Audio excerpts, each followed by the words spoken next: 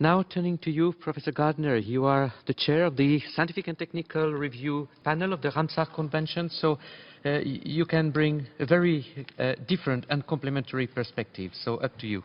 Yes, thank you very much, Your Majesty, Your Imperial Highness, dear UNSCA Chair, dear colleagues.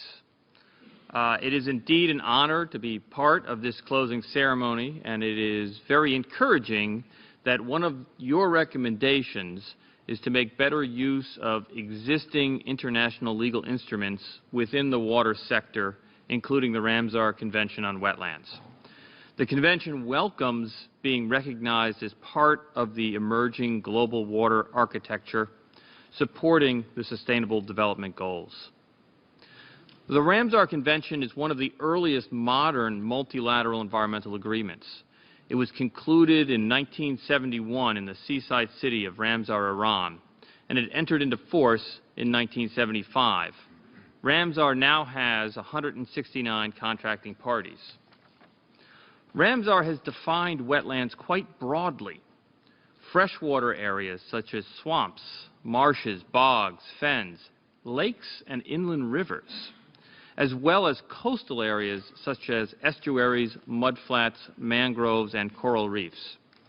The range of wetlands is only surpassed by the ecosystem services that these natural resources provide to people. By definition, wetlands are part of the water cycle. Wetlands replenish aquifers and are the source of drinking water. Wetlands improve water quality by filtering out pollutants. And wetlands can promote protection from water-related disasters such as floods or storm surges. But wetlands can only provide people with these benefits if they are understood, properly valued, and appropriately protected.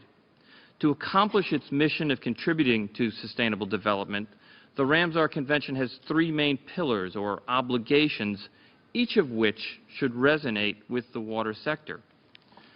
First, each contracting party must designate and conserve at least one area within its territory as a wetland of international importance, also known as a Ramsar site. There are now more than 2,200 Ramsar sites throughout the world, encompassing a protected area network of more than 214 million hectares, which is larger than the surface area of Mexico. Contracting parties are committed to maintaining the ecological character and thus the ecosystem services of these special sites. The second pillar is more generally applicable. It calls for the wise use of all wetlands within a contracting party's territory. Wise use of wetlands is linked to sustainable use, to sustainable development. It requires site-level management along with integrated water resource management across multiple sectors. Similar to UNSGAB, Ramsar has long recognized that it is not sufficient to merely engage its own community. We must engage the broader water sector and the communities that rely on water. We need to communicate the message widely that wetlands are an essential water supplier and therefore must be wisely used. Ramsar has developed through its Scientific and Technical Review Panel a suite of guidance and tools that promote the wise use of wetlands.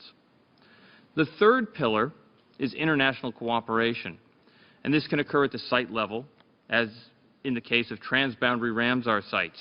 These are shared wetlands that are managed collaboratively on all sides under a formal agreement. And presently, there are 16 such sites in the Ramsar network, providing specific examples of water resource management between countries. In considering how to make better use of the Ramsar Convention, it may be instructive to recall the Shang Declaration, which was adopted at Ramsar COP10 in the Republic of Korea in 2008. The Shang Declaration called for improved water governance, treating wetlands as our natural water infrastructure. Accordingly, the Shang Declaration stated that we need to stop wetlands from being degraded or lost and restore wetlands that have already been degraded as an efficient and cost-effective means of increasing ground and surface water storage and improving water quality. Thanks again to UNSGAB for inviting Ramsar to be part of this vital discussion on the future water architecture and water and sanitation goals. And I look forward to the dialogue and next steps. And I will be sure to circulate the report to the entire Ramsar community. Thank you very much again, and congratulations.